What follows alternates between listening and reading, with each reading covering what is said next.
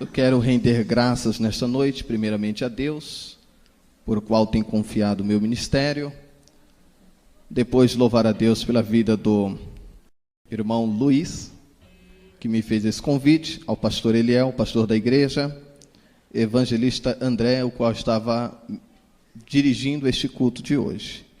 Queridos, me sinto muito alegre, feliz de ver uma igreja que veio aqui para adorar ao Senhor, onde eu tenho certeza de que Deus, Ele tem uma resposta para cada irmão, para cada irmã, independente da tua situação, independente do que você tem passado no dia de hoje, ou na semana que se passou. O que importa é que hoje Deus pode fazer um milagre em tua vida, em nome do Senhor Jesus. Pois bem, tenho pouco tempo e iremos direto ao assunto. Antes de falar um pouquinho sobre a palavra do Senhor, como de costume, quero dizer aos irmãos que hoje estar aqui é um milagre, é uma promessa de Deus, pois sou eu vítima de um grande milagre do Senhor em minha vida. Há 9 anos, fui vítima de um homicídio, e quando esfaqueado até a morte, fui submetido a um instituto médico legal. Mas o Deus que havia feito uma promessa na minha vida, um Deus que tinha feito promessas de missão em minha vida, na hora da minha autópsia, o chamado exame cadavérico, Ele falou comigo e disse: filho, ainda não é chegado a tua hora. Levanta-te, glorifique o meu nome, porque sou Deus quem te devolva a vida para viver a promessa. Eu vi poucos que têm promessa de Deus levantar a mão e glorificar ao Senhor. Eu quero dizer para você também que a continuidade das promessas de Deus continuaram na minha vida, após o milagre de ressurreição, por sofrer lesões traumáticas e golpes de faca na medula e na lombar. Depois de um milagre de ressurreição, por diversas vezes a medicina disse: não vai mais andar, não tem mais jeito, acabou. O homem dizia: não tem jeito, exames diziam que não tinha mais solução. Mas o meu Senhor, mais uma vez, provou a sua fidelidade comigo. E em um ginásio com 12 mil pessoas, quando eu estava na cadeira de rodas pregando a palavra do Senhor, o meu Deus disse: filho, levanta-te e anda, porque sou eu Deus quem faz o paralítico andar. Nesta noite eu venho aqui dizer para você que o Deus que ressuscita mortos, que o Deus que levanta paralíticos, que dá vista a cego, o Deus que dá visão a cegos, audição aos surdos, Ele vai mudar a tua história, Ele vai fazer acontecer o milagre.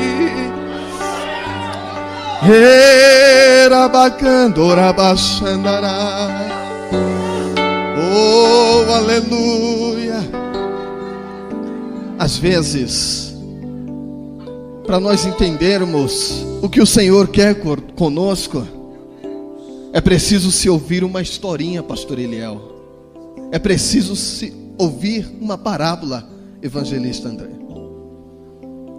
E o que me chama a atenção a respeito de uma palavra que eu ouvi, que eu prego, que eu vivo essa palavra em minha vida, é quando Jesus, Ele estava ensinando a uma multidão, e Ele começa a falar através de parábolas. Ele começa a falar através de histórias. Histórias que serviam-se essas para convencer o pecador. E a Bíblia diz que Jesus, Ele recita uma parábola esta, de uma família de classe média alta, e uma pequena reunião familiar. A parábola esta contada por Cristo diz que o filho mais moço se levanta diante da reunião e em alta voz ele diz: pai, reúna todos os bens, reúna todas as nossas riquezas, ações, heranças, reparta em partes iguais e entregue nas minhas mãos o que é de direito meu. Pai, cresci, já conheço as situações da vida, já sei cuidar de mim.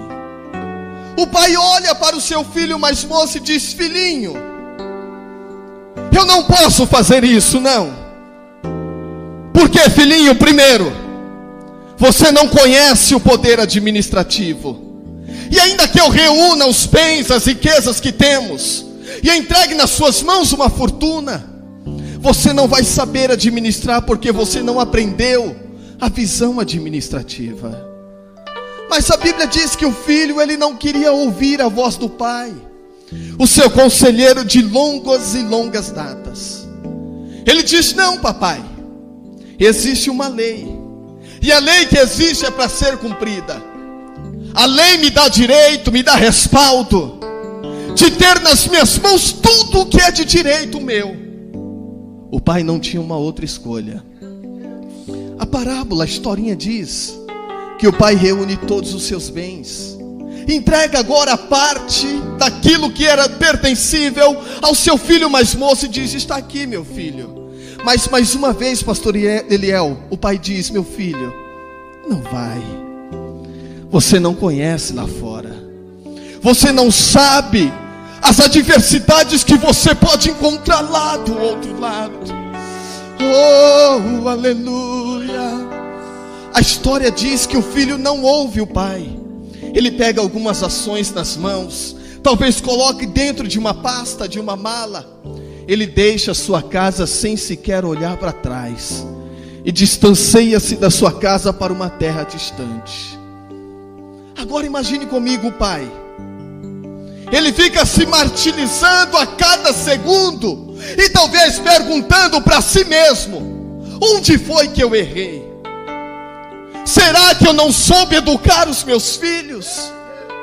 Aonde foi que eu errei? O pai fica fazendo retrospecto. Aonde foi que eu errei? Aleluia. O filho vai para uma terra distante, uma terra longe. Quando ele entra naquela cidade como um forasteiro, um turista, logo alguém vê um garoto bem vistoso, um garoto muito elegante, é reconhecido como alguém que veio de classe média alta ou de uma família nobre. E agora aquele alguém cheio de interesse se aproxima dele. E eu vou usar o evangelista André. Acredita-se que talvez pudesse ser André o nome do garoto. E o André chega ali na cidade. E quando ele entra, o Luiz, ele se levanta e olha aquele garoto vistoso, tenta se aproximar dele e lhe oferece amizade. Ei, eu percebo que você não é da cidade, veio de longe. O Luiz estava cheio de interesses. Ele viu que era um garoto vistoso, era um garoto que tinha aparência de alguém de uma família nobre. O Luiz oferece ajuda, oferece amizade. E agora André, distante de casa, quando ele recebe um amigo chamado talvez Luiz, ele diz: olha, eu já não estou mais sozinho, encontrei um amigo. Ele agora entrega amizade para este certo Luiz. E agora eles começam a conversar. O Luiz lhe oferece hospedaria. Agora André já está bem instalado, já está bem hospedado na cidade. No dia seguinte, o Luiz vai até a casa do André, bate na porta e diz: André, vamos ter uma festa hoje. E como você é meu amigo, eu quero te convidar para participar dessa festa. Levante-se, erga a cabeça, essa festa vai fazer bem para você. O André aceita o convite do Luiz, vai para a festa. É uma parábola, é uma historinha. Ele vai para a festa, André e Luiz. Quando André chega na festa onde frequentava Luiz todos os dias, ele começa a se alegrar. Prazeres momentâneos, prazeres para a carne. Aleluia. André e Luiz. André deixou a casa do pai, deixou a sua família. Luiz, um garoto perdido, um garoto que agora se aproxima de André por mero interesse. Agora ele vai, talvez lhe oferece uma bebida, e talvez André olhe para Luiz e diz: não, eu não posso beber. Meu pai me ensinou que eu não devo beber. Talvez Luiz diz: mas você não está mais em casa. Isso vai te fazer bem, isso vai te deixar alegre para cima. Talvez André ouve Luiz e bebe um pouco daquela bebida alcoólica. E agora ele vai bebendo, bebendo. A cada dia que se passava, uma nova festa. A cada dia que se passava, novos amigos, novos prazeres. André agora começa a conhecer as meretrizes. Ele esquece que o dinheiro que ele tem na mão teria que ser muito bem administrado, porque se não fosse, ia falir, ia se perder. E o pai disse para ele, o seu Eliel disse para André: meu filho, você não conhece o poder administrativo. E André se esquece do que o seu Eliel disse, e ele começa a gastar o dinheiro. Ora bacantore baixandarabacalamandarácia. Ele começa a fazer alguns investimentos, talvez em automóveis, atualizando para os dias de hoje. Alguns carros importados, motos, prazeres momentâneos. Mas chega uma hora que o dinheiro acaba. E quando chega ao fim o dinheiro, o André já tinha vendido todos os seus veículos, os seus automóveis. E quando ele estava já sem nenhum centavo no bolso, ele vai até a casa do Luiz. Lembra do Luiz? E quando ele chega na casa do Luiz, ele bate na porta. E ao bater na porta, o Luiz olha talvez pelo buraquinho da fechadura e diz: é o André, o falido. Ei, fala que eu não tô. Foram atender a porta e disseram: André, o Luiz não está. Sinto em te dizer, André, você está ficando sozinha. Oh,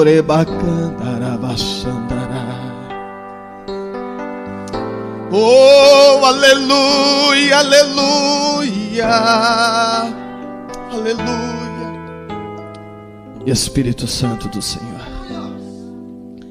chega uma hora que já sem dinheiro, que já sem a companhia do Luiz, André talvez foi buscar as boates para tentar encontrar e reaver os seus amigos. Mas para entrar tinha que ter dinheiro. E o André já não tem mais dinheiro para pagar a entrada da boate. O segurança da boate olha para ele e diz: você já tem a entrada? Ele diz: não, mas eu venho aqui sempre, eu sou uma pessoa que frequento sempre isso aqui. Sem dinheiro você não pode entrar. Lá volta o André de cabeça baixa para casa. Passaram-se dias, passaram-se semanas, passaram-se meses, e o André não reaveu o Luiz. Os seus amigos o deixaram. Mas uma coisa que o André tinha demais, sabe o que era? Orgulho. Olabacandarai. Estou sendo guiado pelo Espírito Santo do Senhor aqui. O Senhor está falando no meu coração que Ele vai quebrar o orgulho de pessoas aqui nesta noite. Oh, aleluia. Começa por mim, começa pelo altar. Deus vai quebrar o orgulho de pessoas hoje aqui.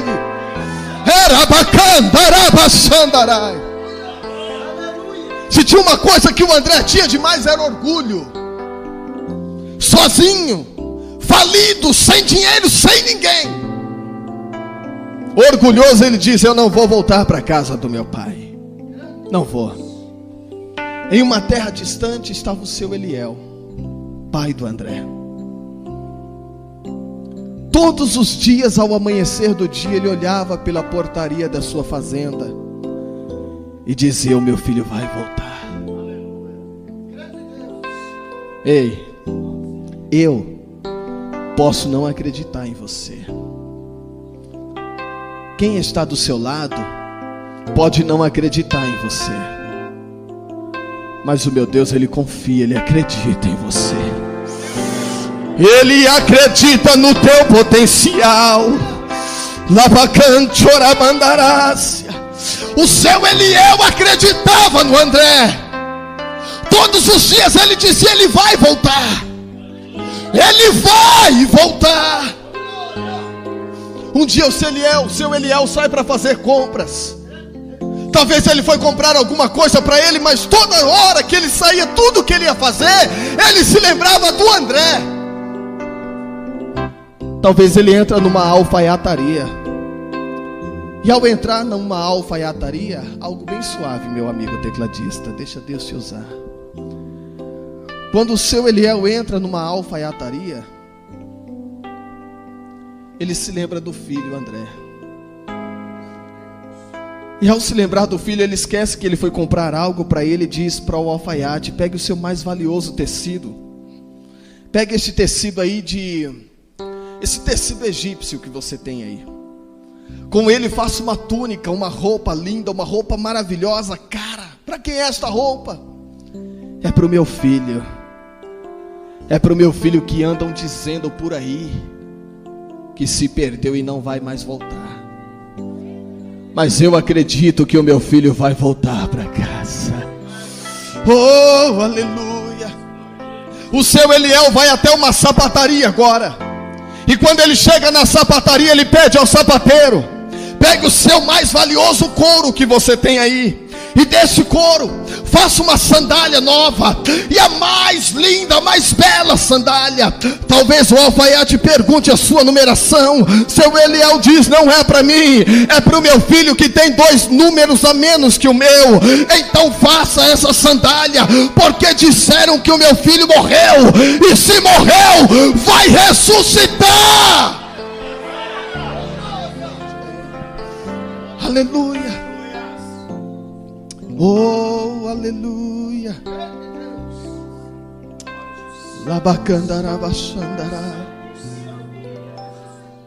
O sapato estava pronto, a roupa estava feita.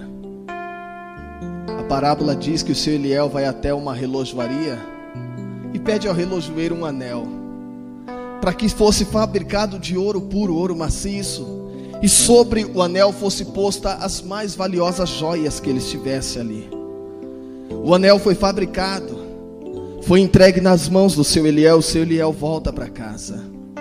Orgulhoso, o André não se lembra de voltar para casa, não quer voltar para casa. Ele diz: eu vou procurar trabalho. Se eu voltar para casa falido como estou, meu pai vai pesar na minha, os meus irmãos, a minha família vai pesar em cima de mim. E eu não vou voltar assim. Eu vou mostrar que eu nasci para vencer, que eu nasci para ser dono do meu próprio nariz. Era muito orgulho, era orgulho por demais. Então o André bate numa porta de uma fazenda, vai em busca de emprego. A primeira porta que ele bate pedindo emprego, alguém disse para ele assim: você conhece o trabalho braçal? O que você sabe fazer? André disse: eu não sei fazer nada, eu nunca peguei no pesado, eu sou filho de família nobre, então eu sinto muito, não tem emprego aqui para você. O André bate na porta de uma outra fazenda: o que você sabe fazer? Eu não sei fazer, mas eu quero aprender. Sinto muito, não tem vaga para você aqui. O André vai desesperado de um lado para o outro em busca de emprego. Fecha uma, fecha duas, fecham 3, as portas vão se fechando. Por fim, ele chega numa última fazenda, e ao chegar nessa última fazenda, ele pede por emprego. Alguém agora, o fazendeiro que olha para ele naquele momento, olha para ele e percebe que ele tinha fisionomia de alguém que vinha, de algum moço judeu. E quando ele olha aquela fisionomia judaica, ele pergunta para André: o que você sabe fazer, moço? Você sabe plantar? Ele diz: não. Você sabe arrancar? Ele diz: não. Então não tenho vaga aqui para você. Mas espera lá, aguenta aí, tem uma vaga que eu posso trazer você para trabalhar aqui, e essa não precisa ser experiente. Agora ele olha para André e diz assim: André, eu tenho porcos na minha fazenda, e eu estou precisando de um pastor de porcos, e eu lhe convido para apacentar os porcos na minha fazenda. Agora, para um judeu como André, contato com porco, contato suíno era humilhante. Judeu não tem contato suíno, judeu não pode ter aproximação com porcos. Mas quando André olha aquela situação, ele diz: mas espera lá, eu sou judeu, eu não posso ter contato com bichos suínos, eu não posso ter contatos com porcos, mas eu sou orgulhoso demais, eu aceito a proposta, eu vou trabalhar na tua fazenda. André entra na fazenda, começa a apacentar os porcos. Eu quero que você entenda, não importa o patamar que você esteja hoje, mas todo homem está sujeito a passar por uma situação difícil. Mas hoje Deus me traz aqui para profetizar que você não vai passar por isso, porque você está debaixo da mão do Senhor. Ora bacandarabachandarai. A história diz que o André estava tratando dos porcos, cuidando, dando comida, ervas, bolotas aos porcos. Chega um dia em que André já tinha pego as articulações dos porcos. Ele já não conseguia mais fazer este movimento. O seu movimento era somente esse, como o do porco. E talvez sentado no meio da lama, almejando comer as bolotas dos porcos. O André, ele percebe e relembra de que ele ainda tinha um pouco de articulação. Evangelho de Lucas, capítulo 15, verso 18. André fez assim: levantar-me-ei e irei ter com meu pai. Direi ao meu pai: Pai, pequei contra ti, pequei contra Deus, já não sou mais digno de ser chamado filho. Aceite-me como um dos teus trabalhadores, ó Pai. Oh, aleluia. Tem orgulho de crente sendo quebrado aqui nesta noite. O orgulho do André foi quebrado naquela noite. Tem orgulho de cristão sendo quebrado hoje aqui. Oh, aleluia. Espírito Santo do Senhor. O André volta para casa. E quando ele vem se aproximando da casa do seu pai, ainda que estivesse distante, desfigurado, rasgado, sujo, descalço, barbudo, cabeludo, magro, o pai avista o André vindo lá longe. O seu Eliel levanta. E quando ele se levanta, ele diz: quem é aquele moço? É magro, está sujo, maltratado. Mas espera aí, eu conheço esse andar. Eu conheço esse andar. É o meu filho que se perdeu e está voltando para casa. O seu Eliel vai para a porta da fazenda. Olha o andar baixo, arrependido, humilhante. Ele diz: é ele, é o meu filho, é o meu filho. O seu Eliel abre os braços, o filho vem caminhando, o filho abraça o pai e diz: pai, pequei, reconheço. Levante a tua mão para os céus agora e adore ao Senhor.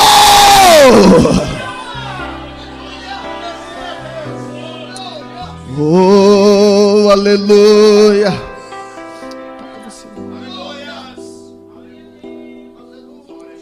Aleluia.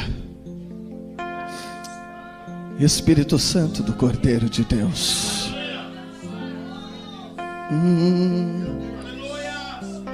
O pai entra para casa com o filho. O filho diz: papai, me aceite como um trabalhador aqui da sua casa. Aleluia. Aleluia. Aleluia. Eu tenho uma notícia de Deus para a tua vida nesta noite. Deus vai te dar roupas novas. Eu estou dizendo isso no mundo espiritual. Ele está arrancando a que foi manchada, a que foi rasgada, e vai te colocar uma roupa nova nesta noite. No mundo espiritual eu quero dizer para você: os teus pés vão ser calçados com novos calçados nessa noite.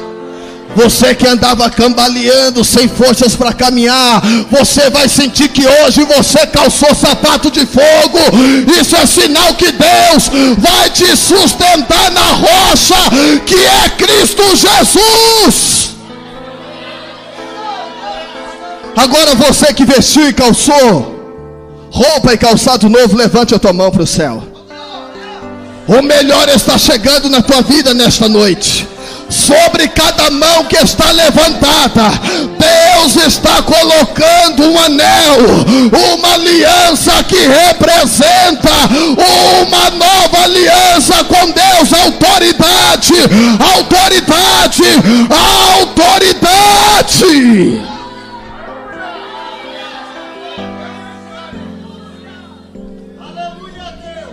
Antes de concluir a mensagem, em pouquinhos minutos, eu quero dar um rápido resumo da minha história. Conheci a Cristo Jesus há 10 anos. Há 10 anos que levantei as minhas mãos para Jesus, na minha mocidade, aos 20 anos de idade. Novo na fé, cheio de sonhos. Vim de uma família turbada, uma família complicada, filho de mãe de santo. Minha mãe era mãe de santo, meu pai, drogadito, morador da Cracolândia, viciado em crack, cocaína, um dependente químico. Via a luta, o sofrimento da minha família, resolvi mudar de vida. Levantei minhas mãos para Jesus, aceitei ao Senhor, comecei a louvar o nome do Senhor, comecei a caminhar no Evangelho de Cristo. E quando aceitei ao Senhor, começaram a vir as muitas promessas de Deus sobre a minha vida. As promessas vieram chegando. E quem é aquele que quando recebe uma promessa de Deus não gera expectativas e não sonha com aquela promessa? Quem é aquele que quando Deus promete não sonha e não arquiteta um projeto de vida? O Senhor prometia. E eu começava a sonhar com as promessas do Senhor. Caminhando, novo convertido, novo na fé, buscando a presença do Senhor. Há 8 meses que eu tinha levantado as minhas mãos para Jesus. Saía da minha casa para o meu primeiro culto de perfeito louvor e adoração ao Senhor. Seria esse realizado por mim, um culto de ação de graças, já no meu 8º mês de novo convertido. Aos 8 meses que eu tinha levantado as minhas mãos para o Senhor. Iria em especial agradecer a Deus naquele culto pela vida da minha filha. Minha filha, que seria apresentada no altar do Senhor aos dias 23 de novembro do ano de 2002. Exatamente no 8º mês que eu tinha levantado as minhas mãos para Jesus. E ao 7º dia do nascimento da minha filha. Minha filha que foi um presente, uma promessa de Deus. Eu saía da minha casa junto com a minha esposa e minha filha para cultuarmos ao Senhor, e eu ser grato a Deus pela vida da minha filha, que pela medicina, desde quando foi conhecida por feto, foi desenganada da medicina, pois os médicos diziam que a minha filha não ia nascer, pois era uma gestação em minha esposa acontecida nas trompas. Foi determinado 3 meses de gestação e certamente iria acontecer o aborto. Resumindo, para que você possa entender, aquilo que era para durar 3 meses determinado pela medicina de gestação, durou 9 meses, como uma normalidade de todas as gestantes que passam. E aos 9 meses, a minha esposa deu à luz, tivemos a nossa filha, aleluia. E quando completava 7 dias que a minha filha tinha nascido, eu já tinha um perfeito culto de louvores ao Senhor. Iria agradecer ao Senhor neste culto e apresentar a minha filha no altar do Senhor. Convidei 2 pessoas muito importantes em minha vida para participar deste culto: minha mãe e o meu pai. Minha mãe não aceitou o meu convite, pois era mãe de santo, não queria ir numa igreja cristã. E eu tive que usar a minha filha. Eu tive que usar a minha filha para convencer a minha mãe de participar daquele culto. E pela minha filha, a minha mãe aceitou o meu convite, pois disse que ficaria no último banco da igreja e não queria ser incomodada por ninguém. Fui buscar o meu pai, encontrei o meu pai na Cracolândia. Trouxe meu pai da Cracolândia, dos mesmos efeitos, usei a minha filha para ele vir à igreja e ele aceitou da mesma forma que a minha mãe. Tudo preparado para um grande culto. Tudo preparado para um culto de louvores ao Senhor. Saía da minha casa caminhando, louvando a Deus, junto com a minha esposa e a minha filhinha nos seus braços, recém-nascida. Iria me encontrar com os meus pais para cultuar ao Senhor. Quando eu saí do portão da minha casa para fora, percebi 2 sujeitos que caminhavam na minha direção que eu nunca tinha visto. 2 indivíduos desconhecidos por mim, desconhecidos por minha família, caminhavam na minha direção com olhos centrados em mim. Continuei caminhando, e ao ver aqueles sujeitos me olhando, cheguei a imaginar que eles me viessem perguntar por alguém, que eles viessem me perguntar por algum endereço ou coisa parecida. Continuei caminhando. Parei numa distância que media aproximadamente 1,5 metro, a distância entre eu e o pastor Eliel. Parado na frente daqueles sujeitos, eu esperei uma pergunta, uma palavra, onde não existiu nenhuma palavra. Assustado, sem tempo de correr. Assustado, sem tempo de gritar socorro, ou de pedir a Deus: Senhor, eu preciso que o Senhor faça um milagre em minha vida. Eu fui surpreso no momento em que um dos sujeitos levou a mão pela cintura e sacou peixeira em punho que media aproximadamente entre 14 e 16 polegadas. Aproximadamente este tamanho, a espessura da lâmina. Sem palavras, eu fui apunhalado com o primeiro golpe de faca na altura do tórax, à esquerda do coração, lesando a principal artéria que comanda toda a corrente sanguínea do corpo, transfixante de um lado para o outro. Com o mesmo golpe eu cheguei a sofrer lesão pulmonar. Eu não me suportava mais de pé. Lembro ter caído de joelhos no chão, e de joelhos no chão talvez me existissem 5 segundos de vida para clamar: Deus, não me deixe morrer aqui, salva minha vida, Senhor, faz um milagre. Confesso aos irmãos que não consegui clamar a Deus pela minha vida, pois olhava nos olhos daquele sujeito e enfrentava, e me deparei diante de um cenário diabólico. Eu olhava nos olhos daquele sujeito que, com a faca ensanguentada em punho, friamente, ele levantou a faca na altura da face e lambeu o sangue que estava na faca. Ao ver aquela cena, eu clamei: Deus, tem misericórdia da vida deste homem. Ao clamar a Deus pela vida daquele que me agredira, eu caí desfalecido com a face sobre o chão. Desacordado, eu fui golpeado por mais 2 vezes nas costas, atingindo lombar, atingindo medula. Ao 7º dia de ter dado à luz, a minha esposa presenciou o crime. A dieta acabou-se, o resguardo se foi. Aleluia. Naquele momento eu estava debaixo das mãos do Senhor. Era só Deus para fazer um milagre acontecer. Pelos vizinhos, os vizinhos viram, chamaram a polícia. Eu fui socorrido pela polícia, levado a um pronto-socorro. E quando cheguei no pronto-socorro, na emergência médica, retomei a consciência e ouvi quando o médico disse: não tem jeito, ele não vai sobreviver, não temos recursos, não temos médicos, não há possibilidade de vida, não tem jeito. Uma porta se fechava. Do pronto-socorro, eu fui levado a um hospital. Ao chegar no hospital, eu precisava de um médico, um suposto cirurgião cardiovascular. E no hospital que eu fui levado não teria o suposto médico. Pela 2ª vez eu fui desenganado da medicina e ouvi dizer: não tem jeito, ele não vai sobreviver, não temos recursos, não temos médico. Do 2º hospital a um 3º hospital.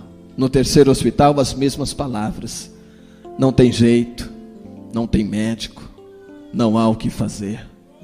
Do 3º hospital para um 4º hospital. No 4º hospital, o Hospital Regional de Osasco.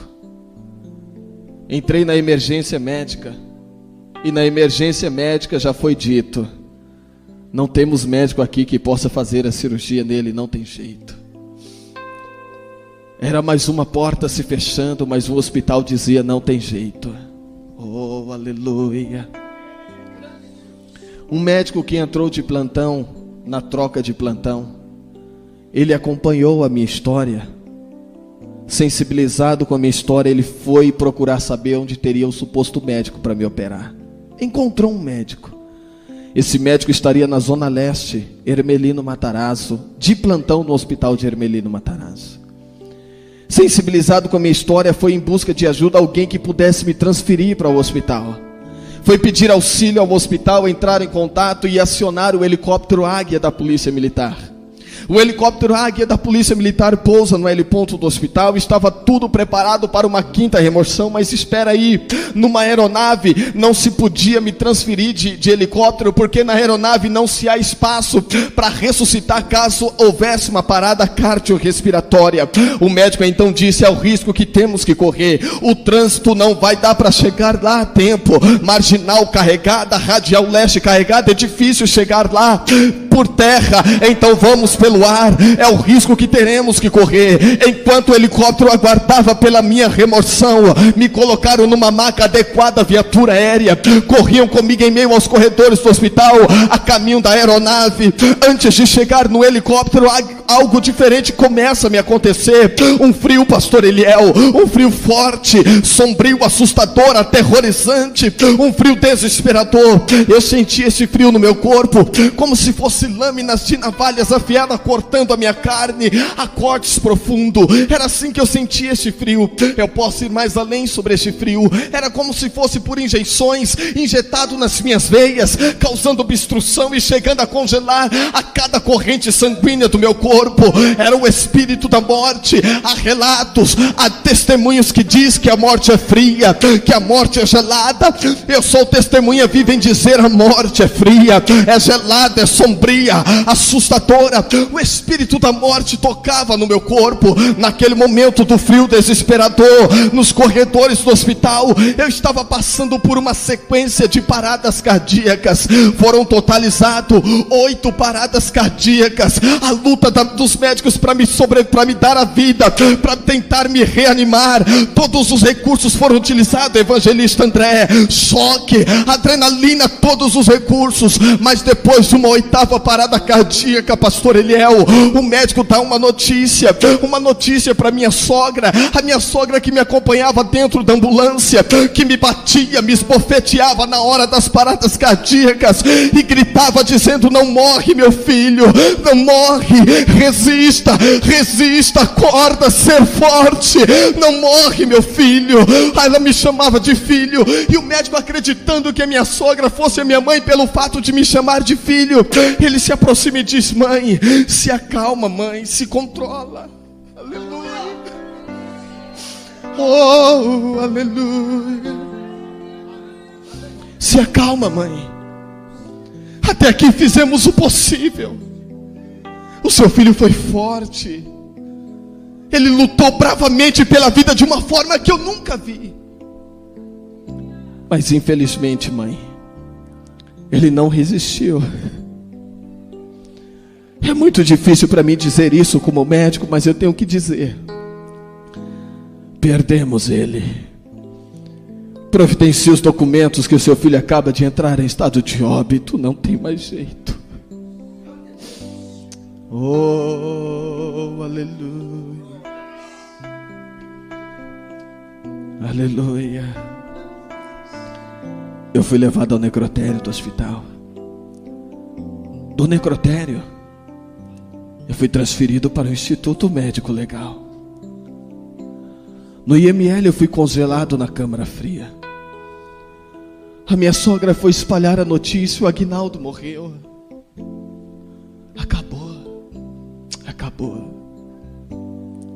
Aquilo que seria um culto de ação de graças, onde eu acreditei que mamãe e papai iriam se render a Cristo, já não ia mais acontecer.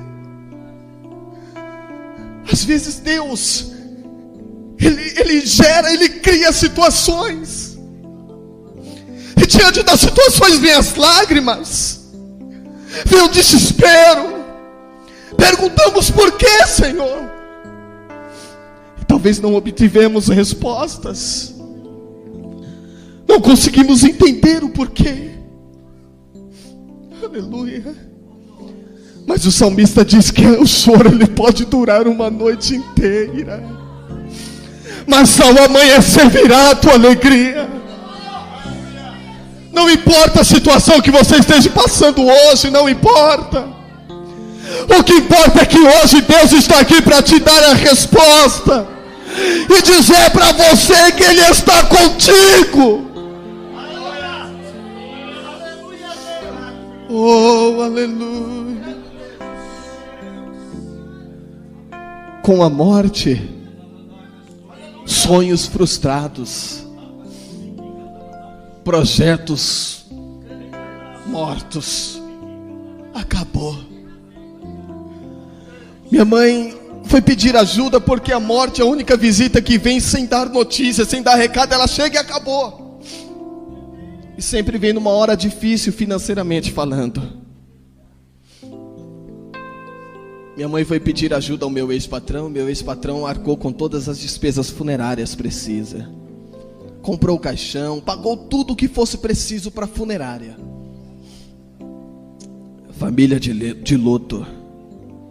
Recém-nascida minha filhinha órfã de pai. Aleluia. Congelado na geladeira eu fiquei por 7 horas e 40 minutos. Eu ouvi, pois eu podia ouvir qualquer voz, embora não visse nada, não sentia nada, não via nada, ninguém, não sentia nada. Mas eu ouvia. E eu ouvi o momento que minha mãe entrou na câmara fria e fez o reconhecimento do meu corpo. Os seus gritos, o seu choro, o seu desespero. Eu tentava falar, mas minha mãe não me ouvia. Aleluia. A minha mãe aguardava na recepção do IML a liberação do meu corpo. Todos os meus familiares viviam debaixo de dizer popular que diz assim: enquanto se tem vida, se tem esperança. É o que nós dizemos no nosso dia a dia, evangelista André. Enquanto se tem vida, se tem esperança. E quando acaba-se a vida? Acabam-se as esperanças. Capítulo 14, versos 7 ao 9 no livro de Jó diz assim: porque ainda há uma esperança para a árvore, ainda que esteja cortada, morta, envelhecida a raiz, ao cheiro das águas brotará e dará fruto como a planta nova. Eu estou profetizando que ainda há uma esperança para você.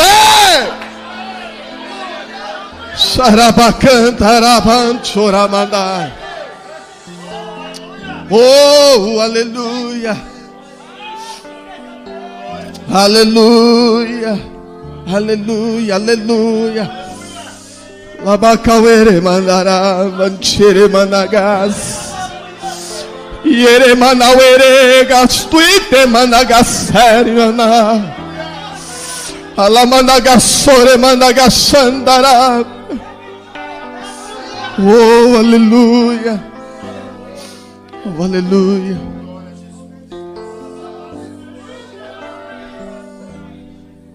No meu subconsciente passava-se um filme, e esse filme me fazia lembrar das promessas de Deus. Lembrava-me da primeira promessa. E a primeira promessa, pastor Eliel, foi quando eu fui chamar a mamãe e meu pai para participar daquele culto. Eles me humilharam. E quando eu voltei para casa de cabeça baixa, o Senhor falou para mim: filho, por intermédio da sua vida eu vou salvar os teus. Eu estava morto dentro do IML. Minha mãe ainda era mãe de santo, meu pai ainda era dependente químico. Eu me lembrava da segunda promessa. E o Senhor disse para mim que ia me batizar com o Espírito Santo. E eu nunca tinha falado em línguas estranhas, estava morto dentro do IML. A terceira promessa, o Senhor disse para mim: filho, vou te levar para o mundo, e o mundo ouvirá as palavras que colocarei na tua boca. Eu nunca tinha ministrado a palavra do Senhor. Eu nunca tinha saído do estado de São Paulo. Estava morto dentro do IML. Depois do reconhecimento do meu corpo, hora da autópsia, o legista abriu a geladeira, tirou meu corpo e me deitou na mesa cirúrgica. Do lado de fora, minha mãe aguardava com os agentes funerários. Fez questão de esperar, pois queria me vestir junto com os agentes funerários e me levar para o meu sepultamento, velório e sepultamento. Eu já estourei 5 minutos do meu horário, pastor, e agora? Amém. Aleluia.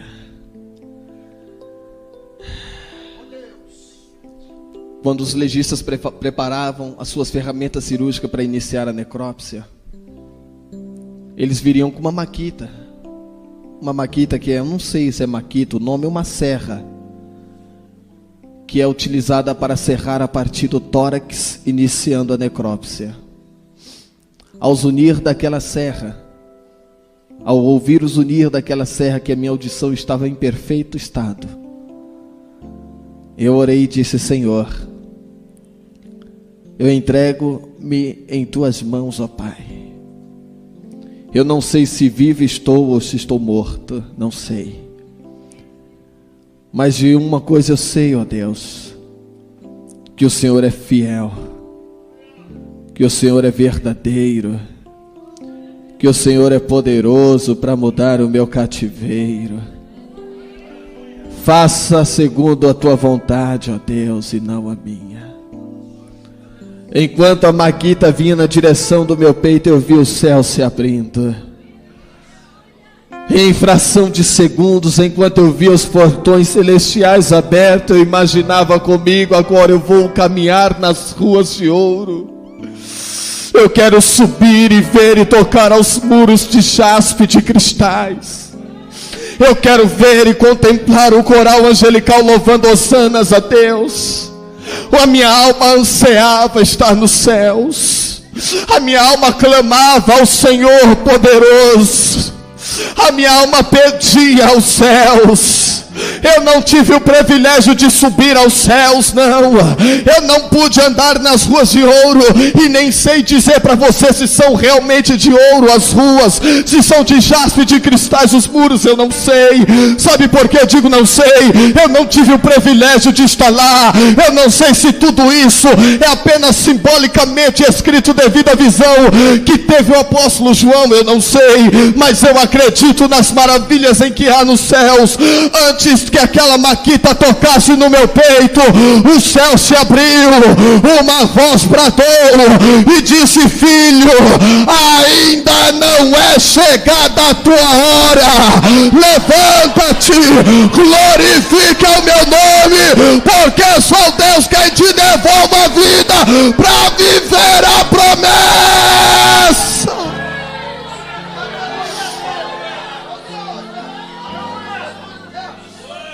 Ora bacana, arabaxandará.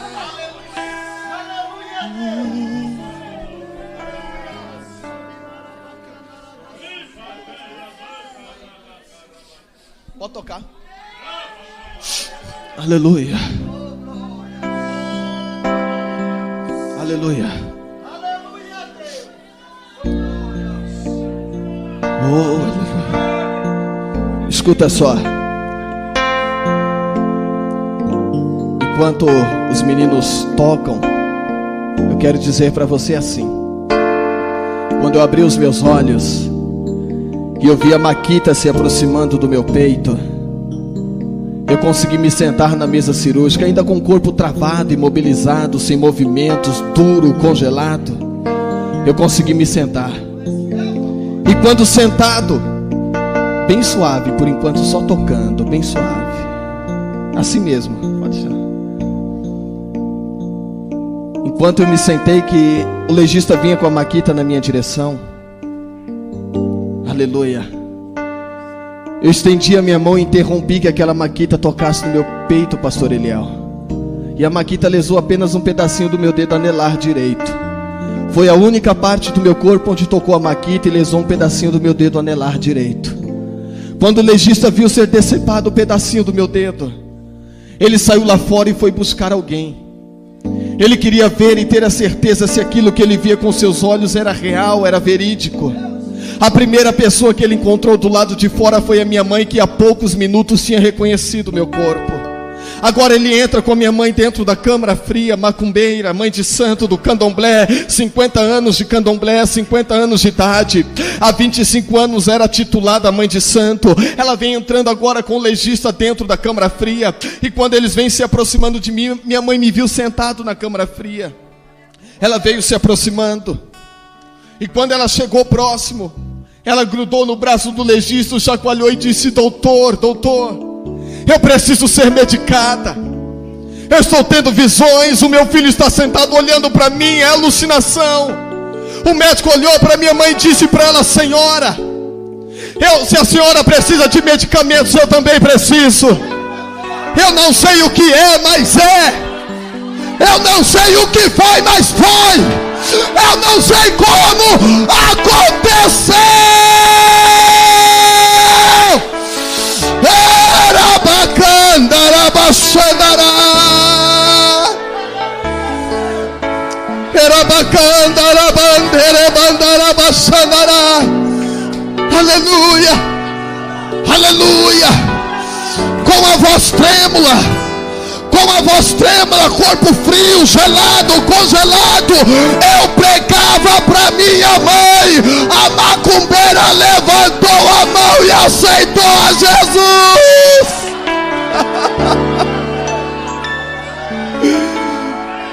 Era bacana, era bacana.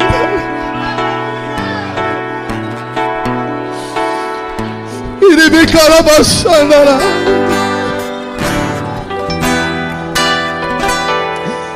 A tua família pertence ao Senhor. A tua família pertence a Cristo. Tudo isso porque no seu coração hoje vai nascer o desejo missionário. Era bacana, era bacana. Foi preciso passar no vale da sombra da morte. Foi preciso morrer. Foi preciso ser esfaqueado para ver uma macumbeira ajoelhar e gritar: eu quero aceitar a Jesus. Foi preciso passar no vale da sombra da morte para ver um dependente químico de 49 anos de idade levantar a mão, aceitar a Jesus e hoje ser pregador do Evangelho de Cristo.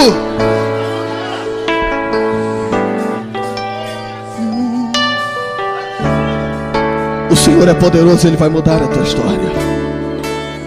Só para mim encerrar, do hospital, ou da câmara fria do IML, eu fui levado a um hospital. No hospital eu fui induzido a um coma. E naquele coma eu dormi por 72 horas. Naquele mesmo hospital me deram um nome. E o nome que eu trago comigo hoje como marketing é o morto-vivo. Passei por diversas cirurgias, transfusão de sangue. Aleluia. Fiquei 68 dias na UTI, correndo o risco de morrer, segundo a medicina. Saí da UTI, fiquei mais 10 dias hospitalizado no quarto, totalizando 78 dias de internação. Tive alta, voltei para casa. Agora, pastor Eliel, carregado no colo. Aleluia, aleluia. Com toda a tragédia, tive medo de voltar para minha casa, uma casa que eu construí na área verde. Comprei o terreno, construí, esforço, suor, dignidade, foi tudo fruto do meu trabalho. Morei nessa casa 45 dias, o suficiente para me acontecer tal tragédia. Com traumas, com medo, eu, minha esposa, minha filha, abandonamos a casa e não voltamos mais. Fomos morar de favor. Agora quer ver ser humilhado, é depender de parentes, é depender de ajuda de pessoas que você não conhece. Oh, aleluia. Eu digo para você que morrer não é ser provado. Não é. Não é. Estar paralítico não é ser provado, não. ser humilhado. Oh, aleluia. Retornei ao médico, carregado no colo. Eu perguntei ao meu médico: doutor, eu posso andar de novo? Quanto tempo mais eu vou ficar sem andar?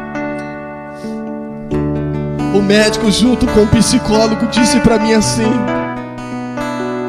que eu tinha um grande privilégio de ter conhecido o outro lado da vida, mas que eu tinha sido lesado na lombar e na medula, e por então eu não ia mais andar. Eu fiquei paraplégico. Ganhei de presentes uma cadeira de rodas, e desenganado da medicina, eu ouvi dizer por diversas vezes: não tem mais jeito. Oh, aleluia. Consegui sair da humilhação de familiares, de parentes. Loquei uma casa com o mínimo dinheiro que eu ganhava de um auxílio doença do INSS, no valor de R$192. Aluguei uma casa de 170, onde me restaria 22 para as demais despesas de casa. Comecei do zero, do nada. Ganhei um colchão que dormia eu, minha esposa e minha filha no chão. Um fogãozinho de 2 bocas, 2 panelinhas, e a nossa louça era potinhos de goiabada. Era o que tínhamos, e era dali que iríamos iniciar a nova etapa de nossas vidas. Fui morar numa casa, Evangelista André, que para chegar ao nível da rua tinha que subir 65 degraus de escada. Agora você é paralítico, cadeirante, não dá para subir, não dá. Fiquei 1 ano sem contato com a sociedade. Fiquei 1 ano sem visita de ninguém. Eu tinha uma liderança, eu tinha um pastor, eu tinha uma igreja, pastor Eliel. E em pouco tempo de convertido eu aprendi, aleluia, eu aprendi que o presbitério da igreja ficou incumbido de visitar os enfermos, ungir com óleo e orar por cura. E por que comigo não? Por quê? Porque comigo não era assim. Cadê a minha igreja? Cadê o meu líder? Oh, aleluia. Caí em depressão. Depressivo, eu não tinha vontade de comer. Eu já não tinha mais vontade de viver. Aleluia. Fui ficando debilitado. Cheguei a pesar 39 quilos numa cadeira de rodas. Chegou uma hora que eu já não aguentava mais. Eu cheguei no meu limite.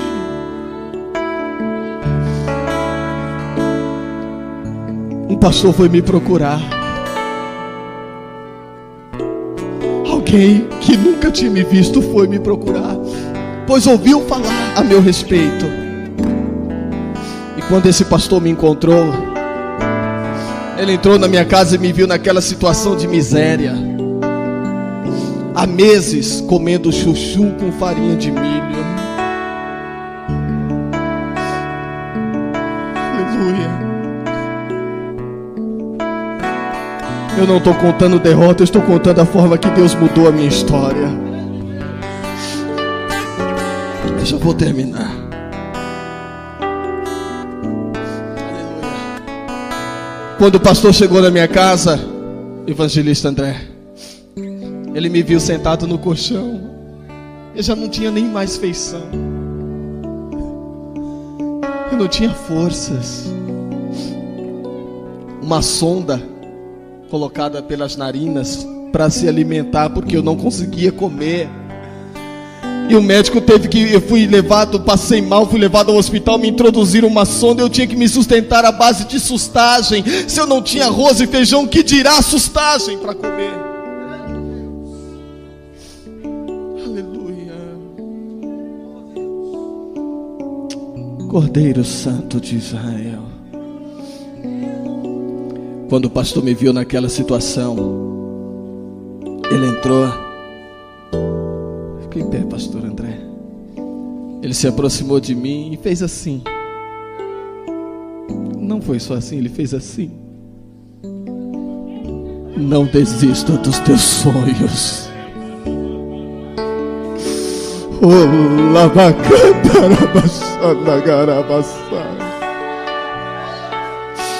Será que você pode fazer isso com quem está do teu lado agora? Será que você pode ser voz profética, abraçar e profetizar e dizer: não desista dos teus sonhos? Você pode não estar se importando, mas esse abraço pode ter um grande valor. Eu tinha 1 ano e 2 meses sem visita de ninguém. 1 ano e 2 meses sem um aperto de mão, sem um abraço amigo, cheio de depressão. E naquele dia aquele abraço foi tudo. Esse abraço é tudo. É o Senhor quem te abraça. É Ele quem te abraça.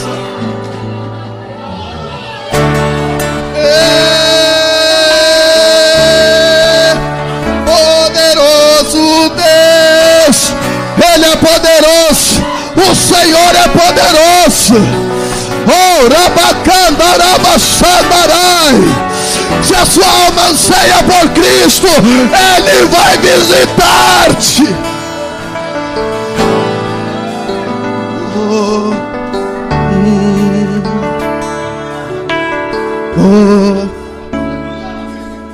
A partir daquele abraço,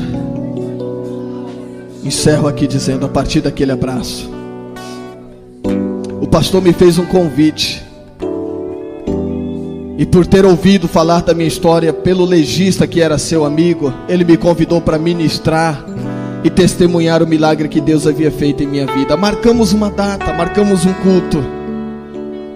Eu expliquei toda a minha situação para ele, falei que não estava em comunhão com a igreja há 1 ano, porque o meu pastor não tinha ido me buscar para ir para a ceia. Enfim, ele disse: não é a sua culpa. Mesmo assim, eu quero que você vá testemunhar o que Deus fez. Aceitei o convite, marcamos a data, e na data programada o pastor disse: às 16 horas de tal dia eu venho te buscar. Às 11 eu estava pronto, ansioso, aquela ansiedade, não via a hora. Revirei o meu guarda-roupa para pegar a minha melhor roupa, pastor Eliel. E meu guarda-roupa era uma caixa de ovos, Saito. Era uma caixa de ovos onde ficava a minha roupa, da minha esposa e da minha filha. Tudo que tinha estava ali dentro. Revirei e peguei a melhor roupa, uma calça de moletom branca, toda pintadinha de cera vermelha, era a melhor que eu tinha. Um pijama do hospital, e por cima do pijama um casaco que faltavam os 3 botões superiores. E era inevitável não ver a cruz imensa do hospital no pijama, escrito Hospital Regional de Hermelino Matarazzo, São Paulo.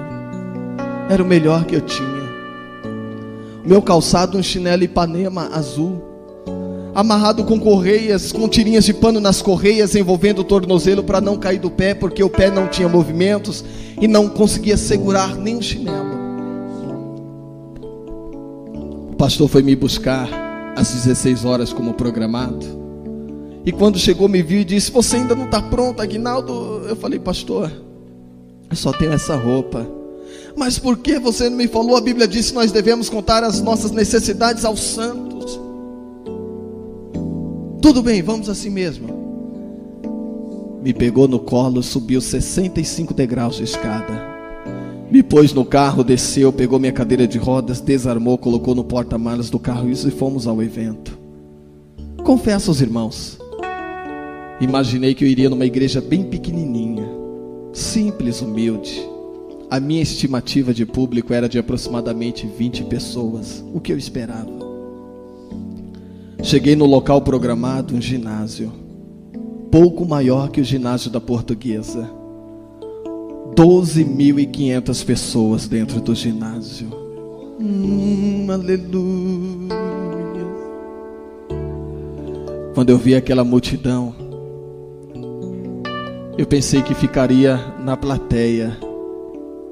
O pastor subiu para a tribuna junto com os doutores, falou ao ouvido de um dos obreiros. Os obreiros desceram, levantaram-me com cadeira de rodas e todos me levaram para o local de destaque.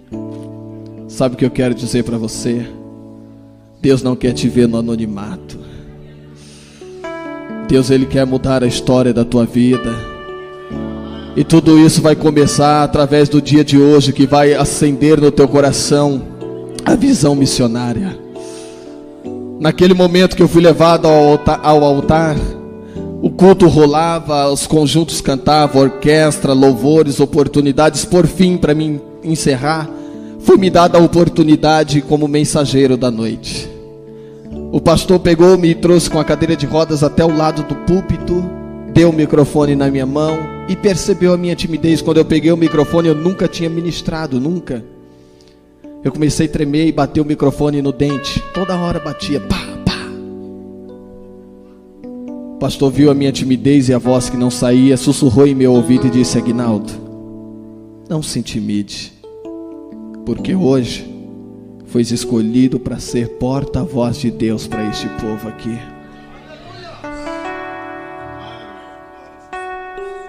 Iniciei o meu sermão sem saber pregar. Era 8 meses que eu tinha aceitado a Jesus, e depois de então não fui mais à igreja porque estava inválido, sem condições de aprender. Sem saber abrir a Bíblia, eu iniciei o meu sermão, e meu sermão primeiro foi assim: Jesus é bom,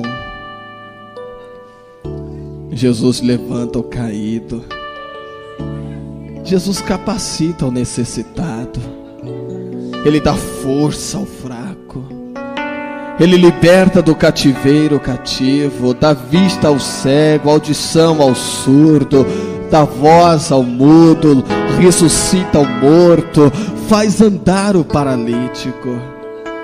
Foi esse o meu sermão. Eu ia devolver o microfone ao pastor, mas antes de devolver o microfone, eu acreditei que eu poderia ser profeta, e então resolvi profetizar. E sabe aquele momento, evangelista André, pastor Eliel, que nós profetizamos a tantas pessoas, profetizamos a tantos subordinados que estão debaixo da nossa autoridade que temos com Deus, profetizamos para um, profetizamos para outro, para outro, para outro. Às vezes precisamos nós mesmos de um milagre e não conseguimos profetizar a nós mesmos. Naquele momento eu pensei em mim, olhei para o ginásio e profetizando eu disse: eu tenho certeza de uma coisa, que ainda hoje eu me levantarei dessa cadeira de rodas para a glória de Deus. Ao profetizar naquela noite, diante de 12.000 pessoas, sentado na cadeira de rodas, o mesmo Senhor que me deu vida no IML, invadiu com voz no ginásio e disse: filho, levanta-te e anda.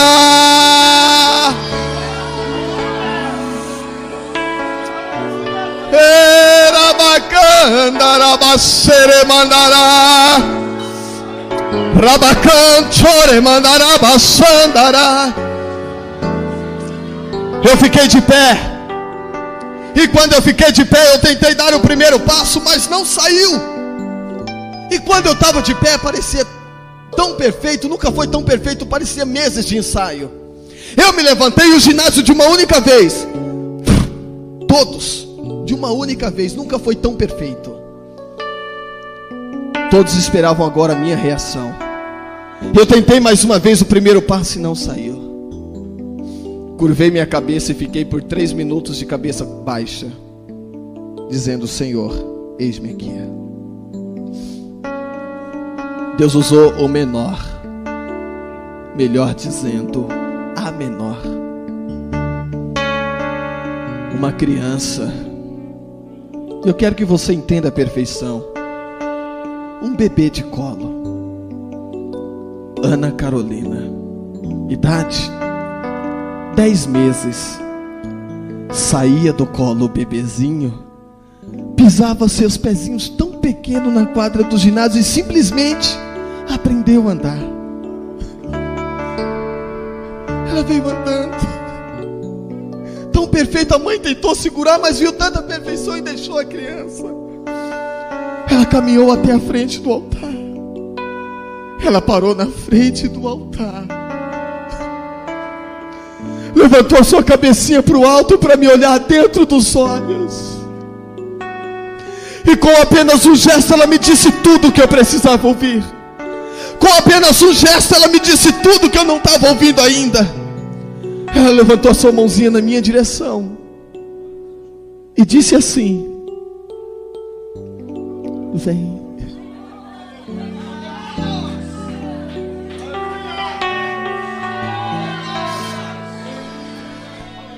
Arrastando o chinelo que eu estava calçado nos pés, eu dei o primeiro passo. Arrastando o chinelo que eu estava nos pés, eu dei o segundo passo, o terceiro passo, o quarto passo. O resultado é o que você vê a olho nu aqui nesta noite. O milagre que aconteceu. Oh, rabacantarabassandará. Ei, aleluia. Aleluia. Eu não parei mais de andar, não parei. Hoje eu trago comigo uma marca. Alguns dizem um sinal, já outros uma sequela. Quando eu voltei a andar, eu continuo com a minha perna esquerda paralisada.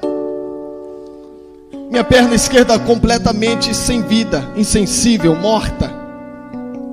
E eu não posso andar sem fazer uso desse objeto. Não dá para andar. Pois a tendência de quem tem uma perna inválida é de dar um passo à frente e cair, a não ser que se apoie em algum objeto talvez como esse. Preciso disso aqui para andar. Não consigo caminhar sem me firmar nesse objeto. Mas toda vez que eu estou em cima do altar do Senhor, pregando a palavra do Senhor, eu vivo debaixo de um verso que me diz assim: tudo posso naquele que me fortalece. A perna esquerda é morta, sem vida, sem movimentos, mas quando eu prego, a perna esquerda passa a se mexer. Ora bacante, mandará. Eu não posso andar sem fazer uso da bengala, mas quando eu estou pregando, eu ando, eu corro, eu pulo, dá lugar, levanta a mão, adore, adore. Era bacandará, era mandará, baçandará. Oh! Aleluia. Oh, aleluia. A medicina não entende. Para a ciência não há explicação, não há. A mídia publicou a minha matéria, Conexão Repórter, entre outras matérias de jornalismo. A ciência falou na publicação de uma das minhas matérias. A explicação para os telespectadores, para a mídia, pastor Eliel, foi dizer assim: conflitos sempre vai existir entre a ciência e o espiritual. Porém, o espiritual tem uma crença, uma fé, já a ciência acredita em evidências. Até hoje eu não entendi o que foi que o cientista explicou. Sabe por quê? Para o milagre não há explicação. Pastor Aguinaldo não está explicando milagre, estou testemunhando o que Deus fez na minha vida. Eu estou profetizando que você, a partir de hoje, a partir desse culto, vai testemunhar o que o Senhor fará na tua vida.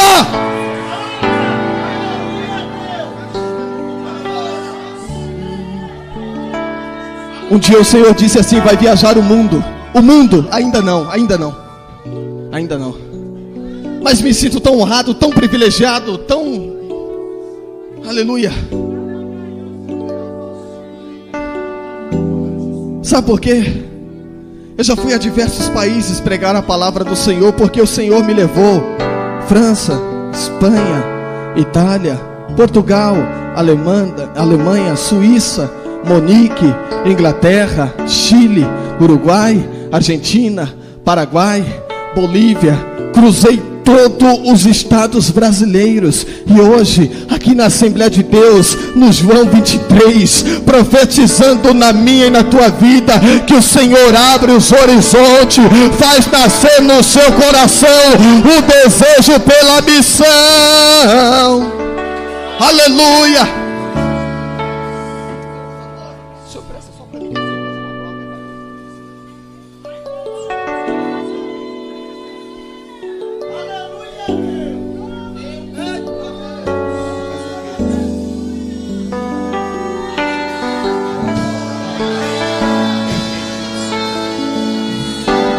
Ei.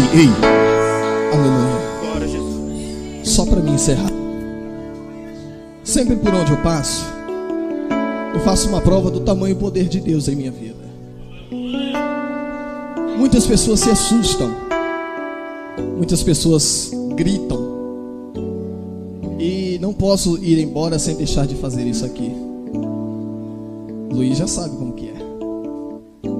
E deixa eu ver se eu encontro alguém forte. Acho que vai ser o pastor Eliel mesmo. Pastor Eliel, o senhor vem cá me auxiliar.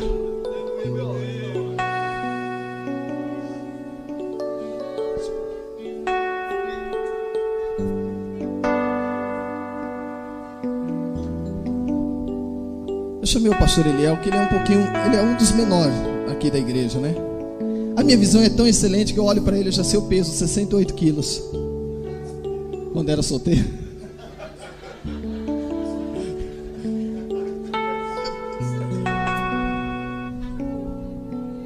Eu suspendo porque não é mecanismo. Uma perna branca, porém comum, bastante atrofiada, bem fininha.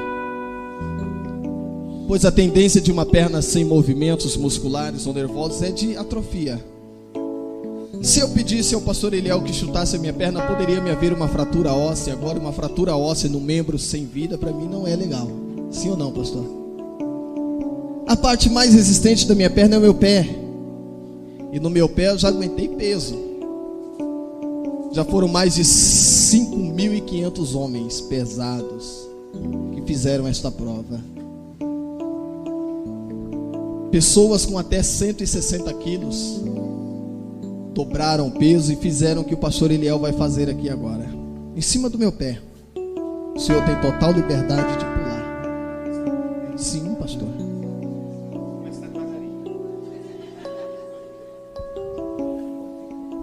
Pode pular, pastor. Pode, com força, pode bater. Pode. Eu não sei se você tem gente que já gritou ai, é sempre assim. Amém. É para você ver que o pastor Eliel tem garra e coragem. Agora eu vou mostrar aqui que não é borracha. Tem gente que pensa que é de borracha. Tem borracha, pastor Eliel? Tem borracha? Eu podia pedir para ele chutar a perna, mas uma fratura eu não quero. Sabe o que é isso? É o poder de Deus. Talvez você pergunta como é que anda, como é que move. É só Deus. E aproveitando este momento, continua tocando assim, bem gostoso. Eu quero perguntar: existe em nosso meio alguém que não é evangélico? E talvez você ouviu essa palavra, você ouviu esse testemunho. Eu quero lhe convidar aqui a dar um abraço no pastor Aguinaldo. E com esse abraço, eu quero dizer para você que Jesus lhe trouxe aqui para mudar a sua história. Que o Senhor Jesus lhe trouxe aqui para mudar a história da sua família. Eu quero ver quem é a primeira pessoa de fé, de coragem, ou alguém que esteja afastado, ou que não é cristão ainda, mas que quer ver a sua história ser mudada. Tem alguém que não é evangélico ainda? Dê um sinal com a sua mão, deixa o pastor Aguinaldo conhecer você, moço, moça. Você quer ver Jesus mudar a sua história, santa? Vem. Só Ele pode. O pastor Aguinaldo não pode, mas Jesus pode fazer um milagre na sua casa. Vem para Jesus.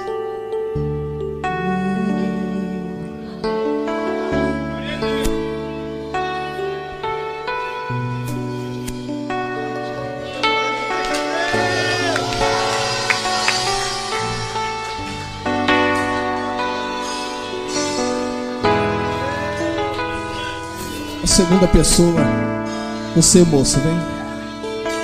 Pode vir. Oh, aleluia.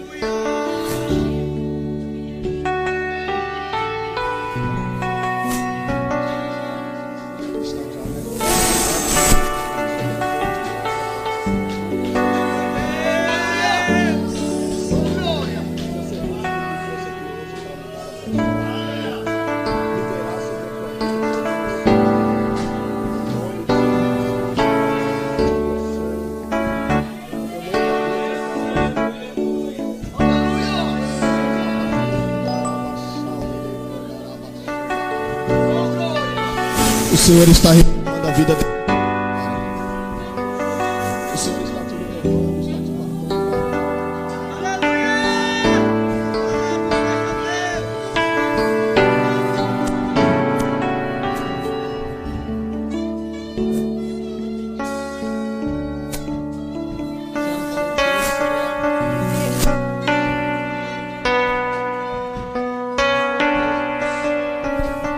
Tem mais alguém que não é cristão? Alguém que ainda não aceitou a Jesus? Se coloque de pé, toda a igreja. Oh, aleluia.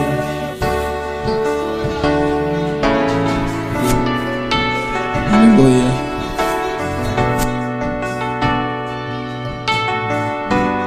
O Senhor está fazendo coisa linda aqui nesta noite. O Senhor está abrindo novos horizontes sobre a vida de pessoas hoje aqui. Oh, aleluia. Aleluia. O Senhor está abrindo horizontes de pessoas hoje aqui. Cadê a moça que precisa de oração? Cadê ela? Eu vou até ela.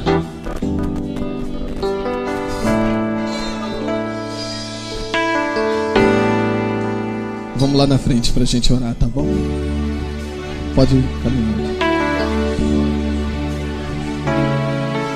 Aleluia. Deus está fazendo milagres hoje aqui. Tem pessoas vindo para Jesus, tem pessoas só chegando ao Senhor. Oh.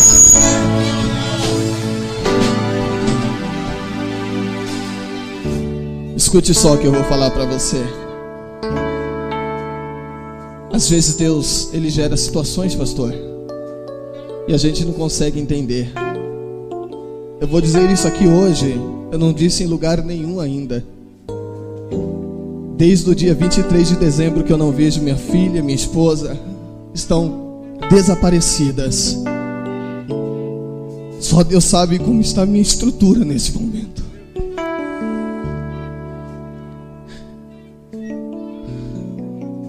Só Deus sabe.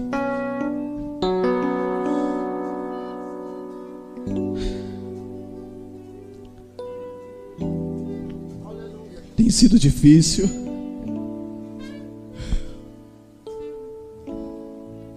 Mas eu não posso deixar de falar de Jesus.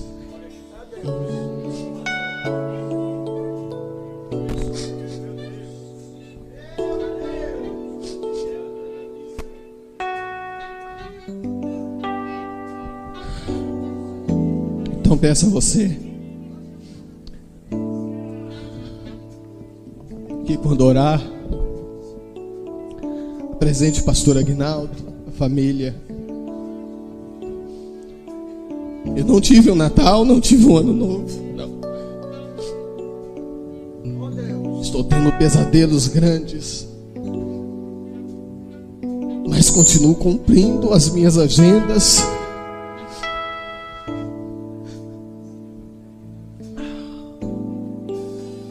Estou acreditando que o Senhor, Ele vai fazer um milagre na minha vida. Tem sido difícil,